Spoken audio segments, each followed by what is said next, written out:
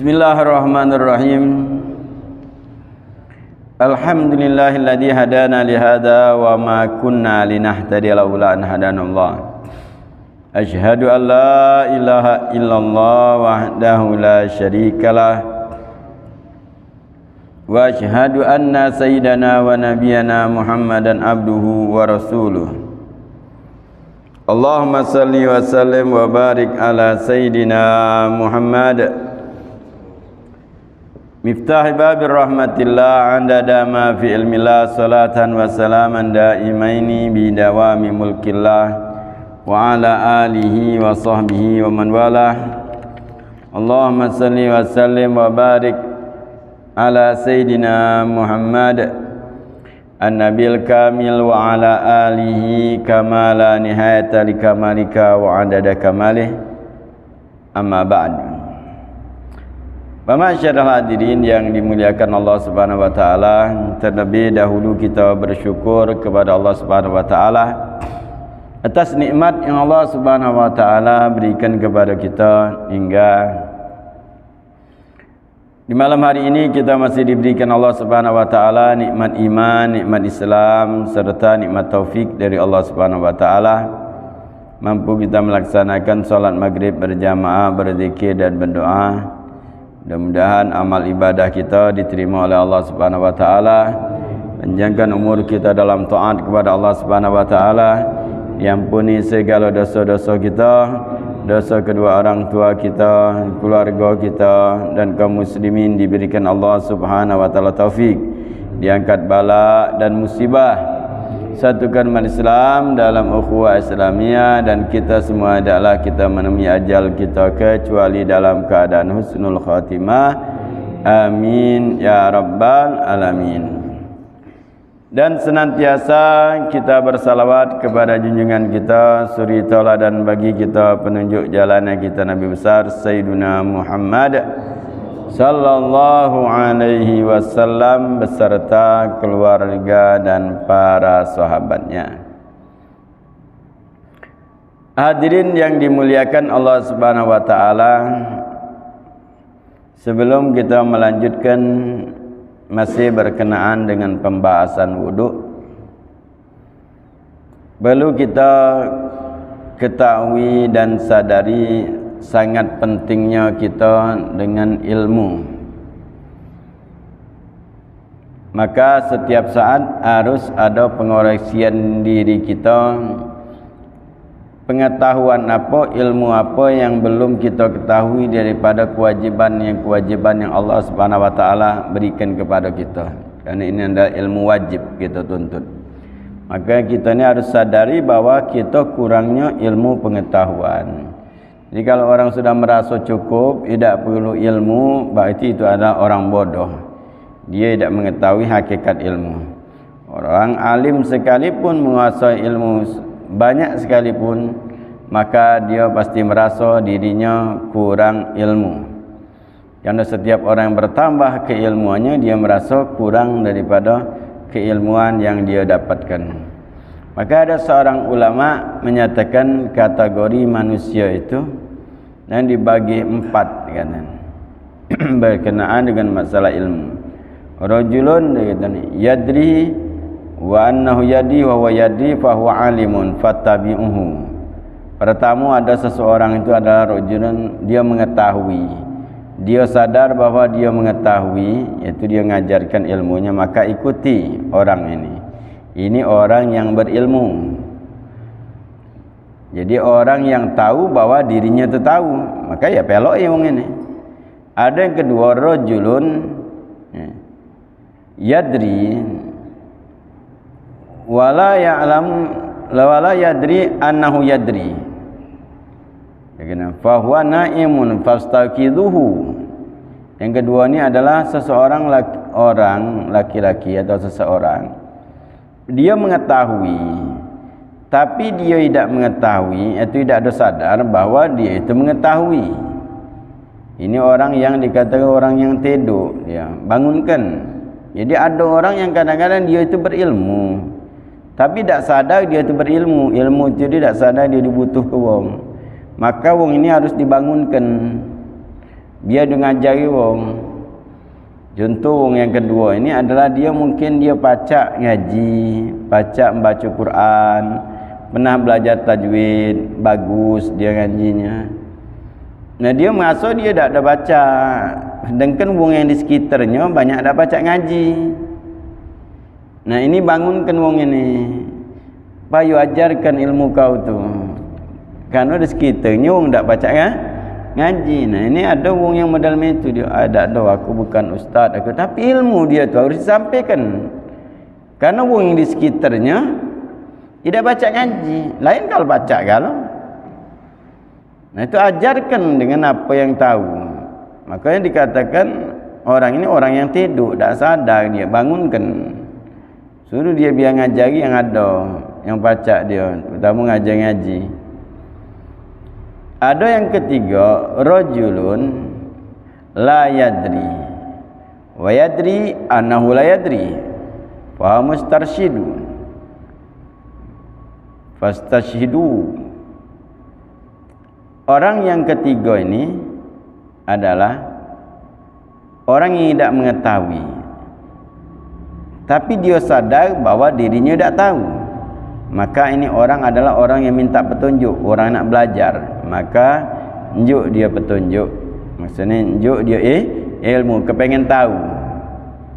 Dia tak tahu, sadar tapi dia tak tahu. Maka dia bertanya. Maka wong ini dinjuk tahu. Misalnya dia nyasar, bahwa tak tahu dia jalan, maka dia bertanya tahu. Di mana ini tunjuk tahu. Jadi wong yang minta petunjuk itu namanya mencari ilmu. Jadi dia tak tahu, dia sadar bahwa dia tidak tahu. Nah yang keempat, jangan jadi wong yang keempat ini. Ada banyak juga wong keempat ini. Rajulun la yadri, seseorang tidak mengetahui, dia bodoh. Wa la yadri annahu la yadri, tapi dia tak sadar bahwa dirinya tidak tahu. Ini namanya wong sok tahu, bahwa ahmak wong ini. Maka jauhi wong ini. Dia tak tahu, tapi tak sadar bahwa dirinya tidak tahu. Nah, ini wong yang ada namanya wong sok tahu. Jauhi wong ini, tak bagus berkawan dengan wong ini. Jadi kalau yang pertama dia bagus, alim, dia ngajarkan. Yang kedua, ia perlu untuk diingatkan, dia tahu, tak sadar tapi dirinya dia tahu. Yang ketiga, dia tak tahu tapi sadar bahawa dirinya tak tahu. Nah, yang keempat ini jangan sampai. Maka setiap saat harus ada pengoreksian diri kita ni, apa yang perlu kita ketahui, kita pelajari, terutama berkenaan dengan masalah ibadah. Sekarang akan kita melanjutkan masih berkenaan dengan wuduk. Fardu wuduk sudah kita bahas, sunnah wuduk sudah kita bahas, dan terakhir di antara sunnah wuduk adalah doa setelah wuduk. Di sini dalam kitab Rujuhan ini sudah disebutkan di sini doanya. Nah, ini beberapa hadis Nabi sallallahu alaihi wasallam, gabungkan beberapa hadis dan faedah yang sangat luar biasa. Dibukakan yang antara 8 pintu surga orang yang membaca doa ini setelah berwuduk. Dianjurkan menghadap kiblat, angkat kedua tangan. Asyhadu alla ilaha illallah la syarikalah wa asyhadu anna Muhammadan abduhu wa rasuluh. Subhanakallahumma wa bihamdika asyhadu alla ilaha illa anta astaghfiruka wa atubu ilaik. Allahumma ja'alni minat tawabina wa ja'alni minal mutatahhirin wa ja'alni min ibadikas solihin. Jadi membaca doa ini, membaca baik kita doa habis wuduk, kita membaca doa ini dibukakan 8 pintu surga untuk kita. Itu faedah wuduk yang luar biasa. Di samping itu adalah isi doa ini sangat luar biasa. Isi doa ini adalah intinya minta kita dicintai Allah. Bagaimana terakhir mungkin kita bahas kalimat Allahumma ja'alni minat tawabina wa ja'alni minal mutatahhirin. Ya Allah, jadikan kami golongan orang-orang yang bertobat dan orang-orang yang bersuci. Waj'alni min ibadika sholihin, dan jadikan aku hamba-hamba yang soleh. Karena di dalam ayat Allah Subhanahu wa taala menyatakan innallaha yuhibbut tawwabina wa yuhibbul mutatahhirin. Sesungguhnya Allah cinta kepada orang yang bertobat dan orang yang bersuci. Jadi ketika kita minta dijadikan, ya Allah jadikan aku orang yang bertobat, yaitu minta dicintai Allah. Kalau sudah dicintai Allah, dapat kesenangan dunia dan akhirat. Seluruh alam ini akan mencintai kita.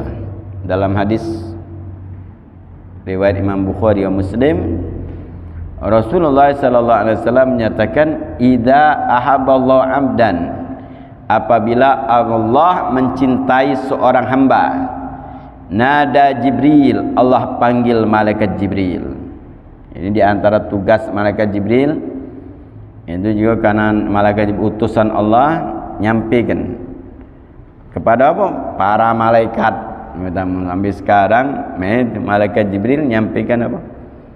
Kepada para malaikat, orang-orang yang dicintai Allah. Di antara hadis ini menyatakan bahwa Allah Subhanahu wa taala apabila mencintai seorang hamba, nada Jibril, Allah panggil malaikat Jibril. Ya Jibril, inni uhibbu fulanan fattabihu fahibbuhu. Fayuhibbuhu Jibril. Wahai Jibril, aku cinta kepada fulan, disebutkan namanya, maka cintailah dia. Maka malaikat Jibril mencintai orang tersebut. Kalau Allah sudah mencintai seorang hamba, panggil malaikat Jibril, Allah umumkan, malaikat Jibril cinta. Fayuhibbuhu Jibril. Summa yunadil Jibril ila ahli sama. Kemudian malaikat Jibril mengumumkan kepada penghuni langit,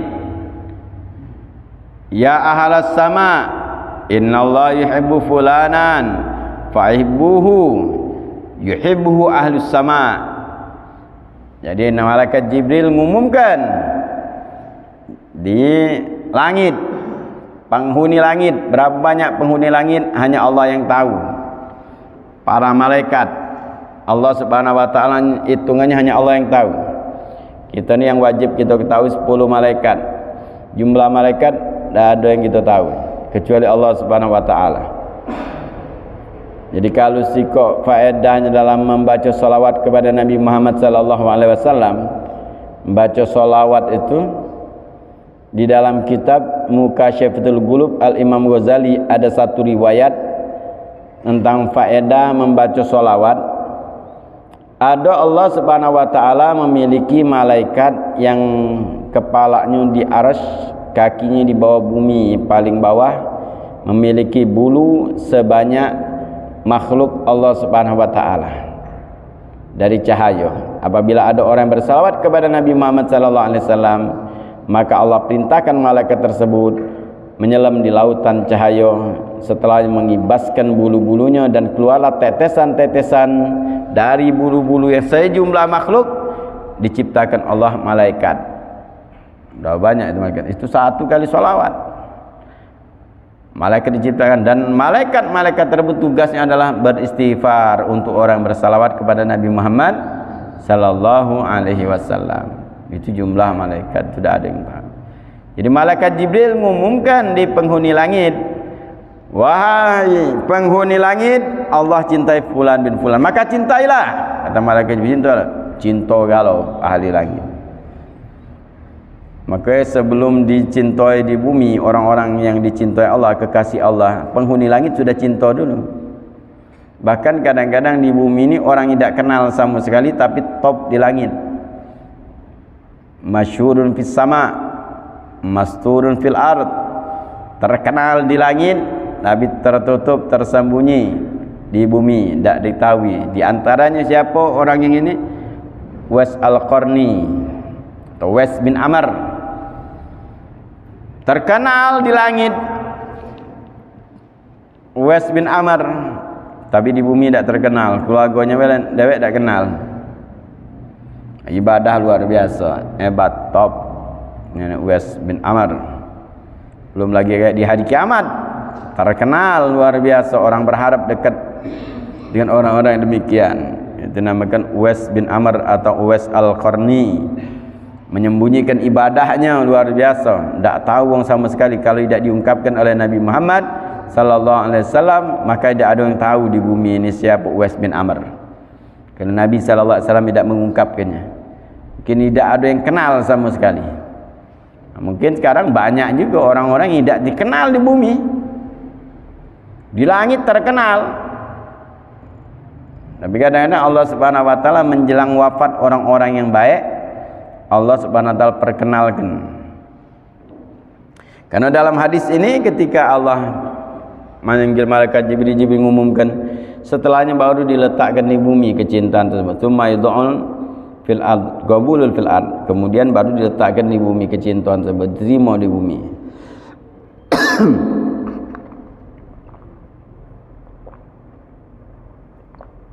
Jadi itu doa habis wuduk. Jadi jangan sembarangan doa habis wuduk. Kalau sudah dicintai Allah, sudah luar biasa. Nah, apa kata Allah Subhanahu wa taala pada hamba-hamba yang soleh, maka dijadikan orang-orang yang soleh, orang yang dicintai Allah Subhanahu wa taala. Wa idza sa'alani la utiyanna wa idza adani la uidzanna. Itu orang-orang yang dicintai Allah Subhanahu wa taala, apabila dia meminta, diinjak Allah langsung. Apabila dia berlindung, dilindungi Allah. Itu orang dicinta Allah Subhanahu wa taala. Baca didapatkan gitu dari wudu. Maka wudu ini luar biasa, yang kita remehkan. Kita kepengen macam-macam hal yang kita lakukan dalam wudu kita. Doa yang tak kita lakukan. Ini doa luar biasa. Dari Nabi sallallahu alaihi wasallam, agar kita dicintai Allah, yang tadi dicintai Allah, hajat kita dikabulkan Allah. Kata Allah, kalau dia minta kunjuk, dia boleh lindungi. Itu orang-orang yang dicintai oleh Allah Subhanahu wa taala. Kemudian di sini melanjutkan makruh wudu. Makruh wudu banyak, di antaranya di sini sebutkan, di antaranya cuma 4 disebutkan. Tidak banyak di kitab ini. Sebenarnya makruhnya banyak. Di antaranya secara global meninggalkan sunnah hukumnya makruh kalau tanpa uzur.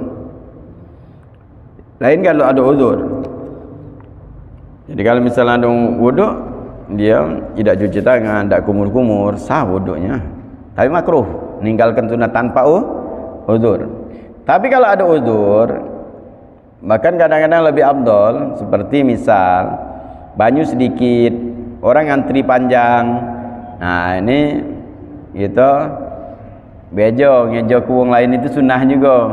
Apalagi sholat maghrib waktu mepet menggami, banyu sedikit. Nah, ini kita ngembek yang wajib-wajib ngembek wudu. Ini bukan meninggalkan sunnah sebenarnya, tapi mengerjakan sunnah yang lebih afdol daripada sunnah yang lain. Ada sunnah itu macam-macam. Sunnah lebih afdol ya ngejo ku wong lain, supaya wong lain kebagianan banyu. Jadi kita melaksanakan yang fadu bae. Wong lain tidak ada ketinggalan solat cepet jadinya. Jadi kalau tanpa uzur dia hukumnya makruh. Dan makruh ini bukan hanya hal yang sepele gitu. Kadang-kadang orang anggap sepele, makruh juga tidak berdosa. Kadang-kadang kalimat yang kita ucapkan itu lebih berat di sisi Allah Subhanahu akibatnya daripada apa yang kita lakukan. Orang misal tidak ada melakukan sunnah wudu, atau dia misal melakukan yang makruh kemudian dia sadar bahwa itu salah, dia merasa itu suatu kesalahan, ada penyesalan, bagus dalam dirinya. Beda dengan wong yang dia melakukan makruh kemudian ngomong pula makruh juga itu. Itu adalah kalimat yang diucapkan itu sangat bahaya bagi dirinya. Kalimat yang demikian makruh juga. Ya makruh itu yang dibenci namanya, yang tidak disenangi. Itu makruh. Jadi kalau misalnya tidak disenangi kita, mungkin masih biasa, tapi kalau tidak disenangi Nabi sallallahu alaihi wasallam itu sangat bahaya, tidak disenangi Allah. Jadi walaupun dari segi hukumnya memang tidak berdosa, tapi hati-hati kita meremehkan dosanya itu, kadang-kadang meremehkan itu. Makanya dahulu di zaman Al-Habib Abdullah bin Husain bin Tahir wa Habib Tahir bin Husain bin Tahir. Dua beradik yang mendapatkan didikan dari seorang ibu, dari kecil dididik luar biasa, dikenalkan agama, diajarkan apa yang mulia, apa yang tidak mulia, dan kebutuhan manusia diajarkan luar biasa, dididik. Sampai-sampai ibunya ni ngelarang anaknya ke pasar, tak bolehnya. Macam-macam wong kaget dijingok segala macam, tak boleh. Pergaulannya dijaganya luar biasa.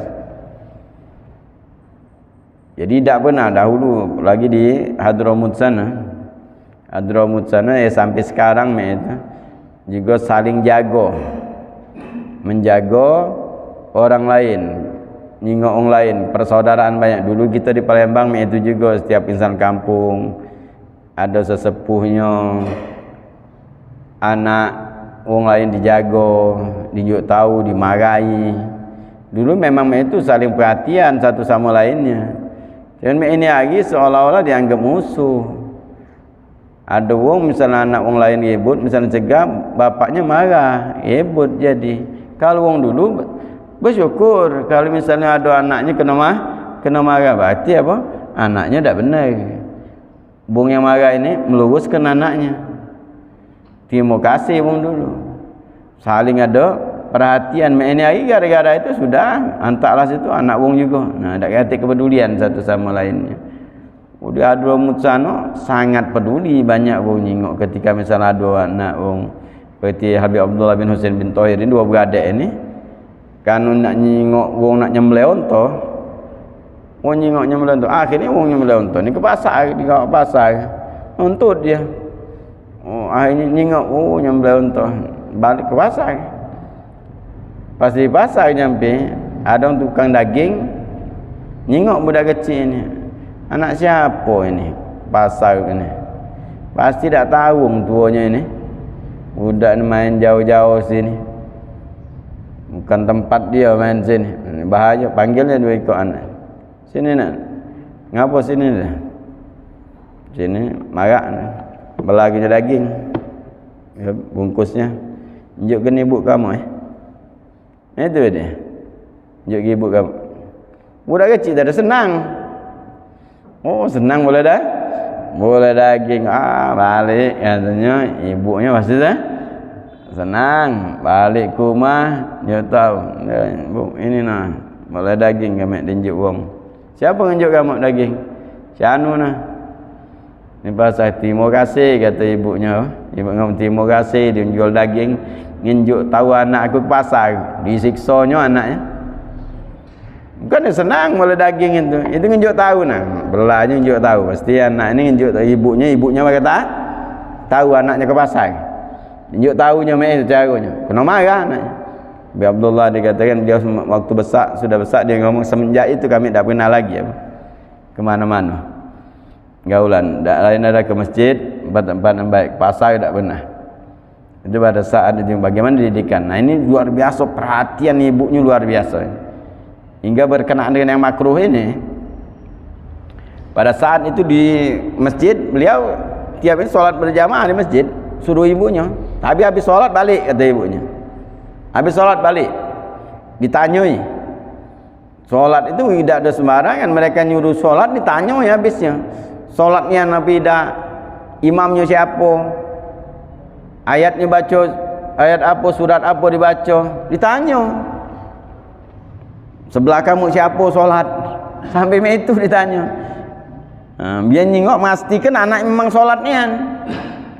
Sama Habib Abdul Qadir bin Ahmad As-Segaf menceritakan masa kecilnya itu pernah sekali mudi ke disiksa ya abahnya Habib Ahmad bin Abdul Rahman As-Segaf. Habib Abdul Qadir guru daripada guru Habib Umar, guru Syedul Wali Habib Umar bin Muhammad bin Salim bin Hafid. Itu Habib Abdul Qadir bin Ahmad As-Segaf bila menceritakan masa kecilnya. Dia kata semenjak itu tak pernah meninggalkan solat berjamaah saf awal dan tak pernah ketinggalan takbiratul ihram. Karena pernah sekali gara-gara dia main, jadi dia di Hadramut sana luar biasa. Main akhirnya azan, bercepat dia ke masjid, telat akhirnya. Telat berjamaahnya. Balik kita balik ditanya tetap oleh orang tuanya. Orang tuanya solat tempat lain, dia solat tempat lain. Solat di mana? Oh, solat di masjid ini. Orang tua tahu je siapa imamnya. Ada Ami Fulan.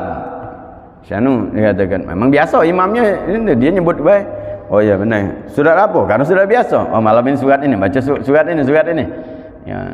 Siapa sebelah kau? Hampir tanya men. Oh Ami Fulan yang sebut penyawa apa? Oh yang biasa solat. Oh ya sudah, balik. Nyingok jawab untuk agak ragu, datangnya. Yang dikatakan tadi apa? Sebelah yang solat tadi. Benar tak anak-anak solat sebelah ente? Oh tak ada ini. Oh tak ada. Mudik ke? Balik kan. Siksanya, dimarahnya. Semenjak itu dikatakan tak pernah lagi dikatakan solat ni telat. Semenjak apa? Dimarahin. Itu diperhatikan ya. Nah ini juga Habib Abdullah bin Husain bin Toha ini ibunya. Di rumah malah ibunya. Perhatikannya macam itu. Solat balik. Ditanya. Solat menurut mana? Gimana solat? Itu bagaimana didikan itu. Jadi suatu hari ketika balik, bersih anak tadi. Tiap hari habis solat balik. Habis isyak, ibaratnya kita maghrib, isyak, balik isyak. Pada saat itu cerita di masjid yang beliau solat itu ada seorang ulama datang. Jadi maghrib ulama turun, kami wong yang datang. Ketika kami yang datang sampailah isyak, dia ada ceramah, ulama hebat, alim, ahli dalam berbagai macam ilmu. Oh dimuliakan. Nah beliau ni ketika nanya, karena pesan ibunya balik. Namun salah ada ulama ini, dah. Cuma dia nanya siapa itu. Syanu hebat, itu hebat. Apa dia katanya hebat? Tidak minum selama 20 tahun. Memang ini beliau ini ulama ini 20 tahun tidak ada minum. Tapi sehat. Tidak ada minum. Makan tapi tidak ada minum. 20 tahun. Jadi terkenalnya itu. Tidak pernah minum. 20 tahun. Tapi sehat badannya. Nah, wong ini kan biasa kadang-kadang itu yang aneh-aneh, demen. Suatu keanehan. Oh, demen yang aneh, padahal yang mesti dimuliakan adalah ilmu sebenarnya. Ilmu amal ya. Ini yang aneh-aneh itu. Makanya kalau pengagum keanehan itu, pengagum keanehan ini bahaya, hati-hati. Terutama kita hidup di akhir zaman ini. Karena kaget Dajjal lebih aneh-aneh lagi ya. Allah berikan niat istidraj, Allah kabulkan permintaannya. Turun hujan, banyu surut, matahari lagi lambat. Nah itu apa? Istidraj namanya. Aneh luar, bahkan macam ngidupkan wong mati. Ini ngidupkan wong mati ini bantuan syaitan, bukan wong itu nian tidak. Syaitan yang nyupo itu.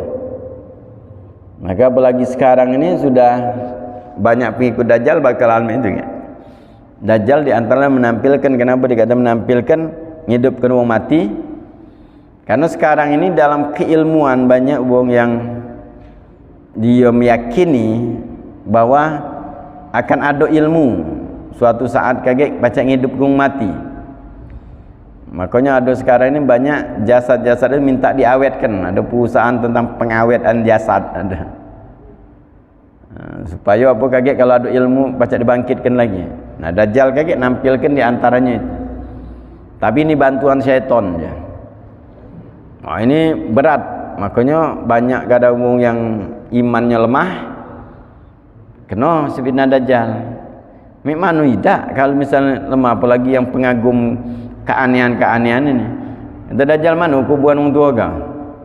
Jadi orang tua kau, orang tua fulan. Dia panggil Dajjal, fulan bin fulan, bangun kau. Betul dia kubur, kuburan. Baknya betul. Ngomong. Itu bantuan syaitan tapi. Nyupai baknya. Yunian, nak, ini tuan kita ni anak. Elok-elok nak selamat. Apa dak sak ini? Ya Allah lah ni katanya. Nah, nauzubillah min zalik. Hati-hati kita, makanya ilmu tauhid perlu kita pelajari. Allah tidak sama dengan makhluk. Laisa kamitslihi syai'un wa huwas samiul basir. Itu mukhalifatul lil hawadits. Ingat, Allah berbeda dengan makhluk dari segi apa pun. Dia pacak, dijingok, pacak, diasuhkan, kaget di surga, kaget nak baru tahu kaget. Berjumpa dengan Allah di surga, kaget baru. Maka Nabi SAW melarang kita merenungkan tentang zatnya Allah. Tidak akan mampu kalian. Renungkan tentang makhluk Allah, renungkan dengan surga lagi tidak mampu. Surga itu makhluk Allah. Renungkanlah kenikmatan surga, maka lebih daripada itu. Renungkanlah segala macam, Nabi tidak akan sama. Maka dikatakan renungkan tentang makhluk beda. Diri kita lagi dah Ini kaget nak nyingok Tuhan, nak pengen nak nyingok diri kita lagi tak baca. Kita ni, badan kita ni, ada manusia terpacak kita ini seluruh badan kita ni, ada badan tak pernah kita jingok. Belakang mana paling tak berkaca, nyingok macam. Tidak seluruhnya. Jadi kalau kita nyingok ni, berapa tak lalat badan kita lagi tak tahu. Urusan badan kita. Nah, nak nyingok Allah segala macam. Jadi kita ni diongkon merenungkan tentang diri kita, tentang makhluk. Itu baru benar. Jadi balik pembahasan tadi bahwa ini ulama diagumi keanehannya padahal dia alim. Baliklah anak tadi kan cerita kelakar dia orang dua. Oh tadi bu ada ulama hebat katanya. Kata ibunya hebatnya apa? Wah hebat bu, dia tak minum 20 tahun tak minum, segar baik dia. Ibunya berfikir, ini bahaya anak ini, dia bahaya. Dia lah didik bagus-bagus tapi pemikirannya memuliakan yang tidak harus dimuliakan, mengagumi yang harus tidak diagumi. Tidak minum itu tidak katik urusannya. Yang hebat itu adalah nisbahnya kepada Nabi Muhammad sallallahu alaihi wasallam. Kalau tidak sama dengan Nabi, tidak hebat. Yang hebat itu dunia dan akhirat dan Nabi Muhammad sallallahu alaihi wasallam. Yang mulia Nabi Muhammad sallallahu alaihi wasallam, dunia dan akhirat. Apapun yang dilakukan Nabi sallallahu alaihi wasallam, diperintahkan Nabi, itu yang mulia. Tidak minum, tidak perintahkan Nabi, justru Nabi mintakan minum, makan, minum. Al-Quran ceritakan kulu washrabu, makan dan minumlah. Sampai dikatakan ulama, sampai detailnya ulama kalau pembahasan tentang masalah sunnah. Jadi dikatakan kita ni makan dulu apa minum dulu? Kalau kita lagi makan mana? Kita kadang-kadang makan saja minum dulu. Ayat dikatakan makan dulu. Kulu, makan dulu. Makan dulu. Habis makan baru minum. Bahkan dalam ilmu kedokteran itu bagusnya itu. Makan. Habis makan baru minum, kelar ginian.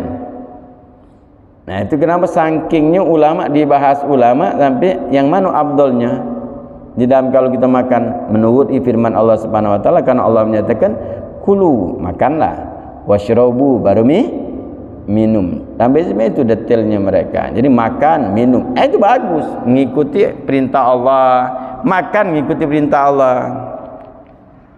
Jangan berlebihan, wala tusrifu, jangan berlebihan.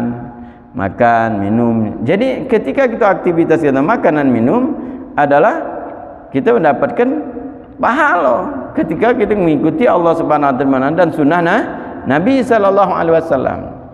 Jadi makan dan minum itu ketika menurut Nabi itu dapat pahala justru. Nah, tidak ada minum bukan suatu keistimewaan.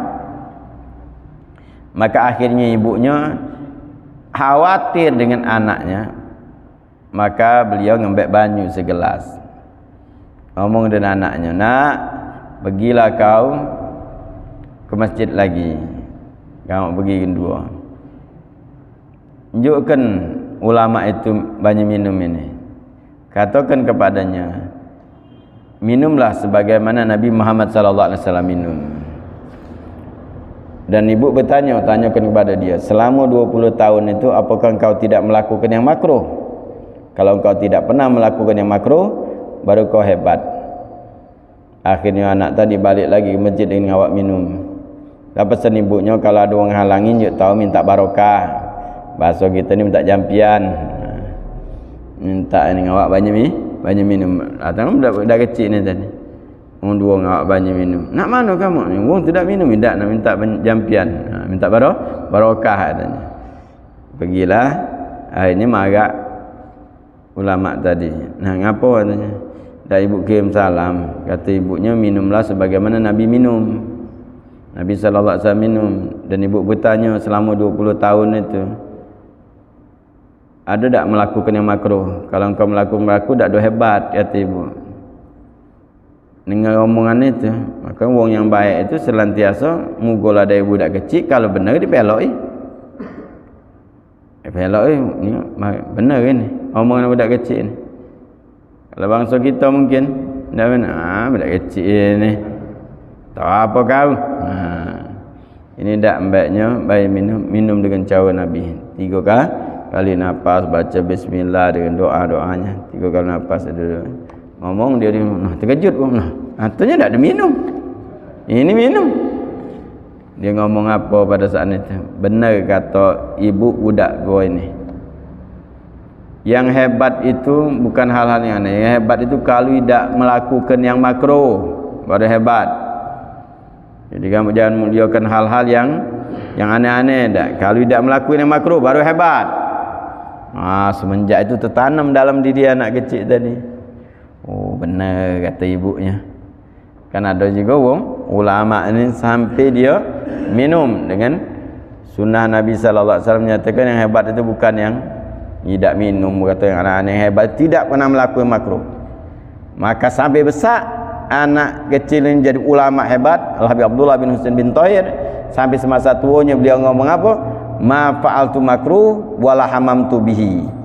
Aku tidak pernah melakukan yang makruh dan aku tidak pernah berniat melakukan yang makruh. Itu hebat. Seluruh aktivitasnya sunnah Nabi Muhammad sallallahu alaihi wasallam. Kalau kita ni jauh. Jadi kalau yang model itu tidak melakukan makruh itu aktivitasnya sunnah kalau sudah. Cara ngomong sunnah yang bagus kalau, cara berjalannya, makannya sunnah, aktivitas tidurnya sunnah. Orang tidur di kamar mandi, dimanapun melakukan sunnah Nabi sallallahu alaihi wasallam. Itu yang mereka yang hebat. Di antara di sini makruhnya ada 4. Jadi secara global makruh wudu itu, makanya tadi meninggalkan sunnah adalah hukum makruh tanpa uzur. Di sini yang pertama adalah menggunakan air yang tidak mengalir atau menggenang kecuali bila banyak. Menggunakan air yang menggenang itu yang tidak ada mengalir kecuali kalau air itu banyak. Itu hukumnya makruh menggunakan apa? Air yang walaupun sah wudu. Berarti misalnya di dalam ember kita wudu di situ, sah wudu kita. Jangan pada saat nyuci tangan gitu ini kan juga ember itu. Ini jadi mustamal kan. Selebihnya tak baca lagi digunakan.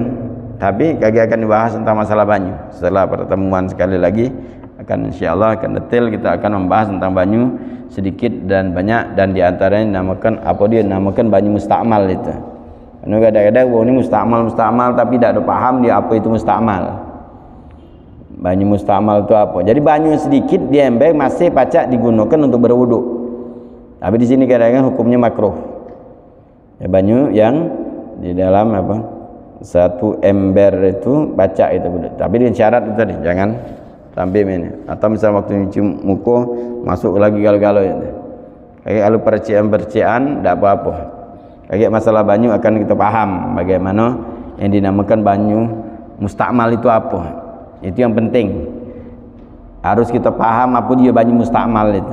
Nah itu yang sangat penting di dalam masalah banyu. Kadang-kadang ini banyu sedikit boleh tak untuk wudu? Ya sekali selagi suci mensucikan boleh untuk wudu, walaupun sedikit banyunya.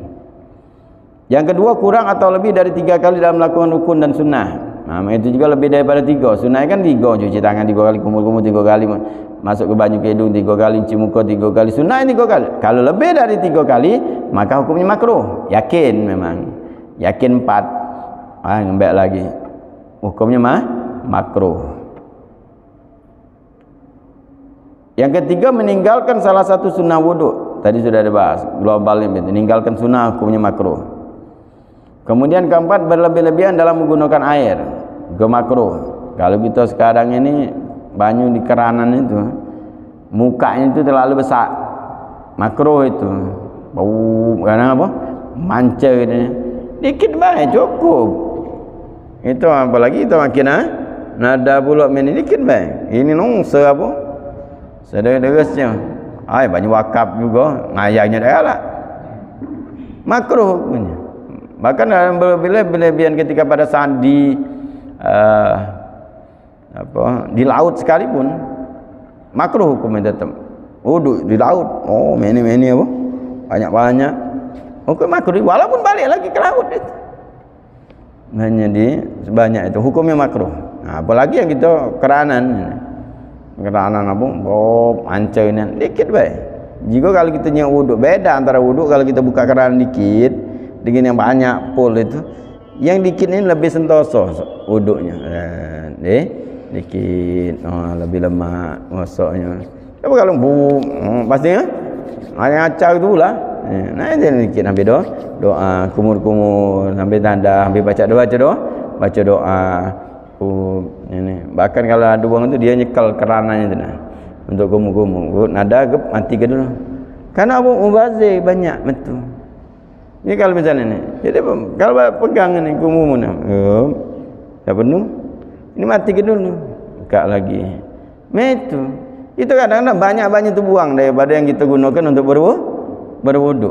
Apalagi yang manca itu. Kita pada saat muka semua ini yang tertumpah mungkin berapa? 10 kali lipat yang kita gunakan ini. Nah itu jangan merangan kita. Bahkan kalau misalnya dikatakan banyu wudu itu diwakafkan untuk wudu, khusus untuk wudu, ini khusus untuk wudu, itu makruh, itu haram hukumnya gitu loh. Berlebih-lebihan. Maka usahakan maksimal itu sunnah Nabi SAW. Jadi jangan berlebih-lebihan dalam menggunakan banyu, walaupun memang banyu itu memang khusus untuk wudu di masjid, karena kebiasaan kita itu. Kaget kalau lah dak katik banyu bermutu, mana saro dak katik banyu. Jadi selagi ada ni manfaatkan dengan sebaik-baiknya, jangan berlebihan. Mudah-mudahan Allah Subhanahu berkahi kita. Allah Subhanahu sampaikan segala hajat-hajat kita. Mudah-mudahan Allah berikan taufik kepada kita agar aktivitas yang diridhai oleh Allah Subhanahu wa taala, merupakan sunnah Nabi Muhammad sallallahu alaihi wasallam, dan Allah Subhanahu wa taala jauhkan dari segala macam bala dan musibah, dan Allah Subhanahu wa taala golongan kita dengan orang-orang yang dicintai Allah, dicintai Nabi Muhammad sallallahu alaihi wasallam, mencintai Allah dan mencintai Nabi Muhammad sallallahu alaihi wasallam. Rabbana taqabbal minna innaka antas samiul alim wa tub alaina innaka antat tawwabur rahim. Sallallahu alaihi sayyidina Muhammadin nabiyil ummi wa ala alihi wasallam. Walhamdulillahirabbil alamin. Salam.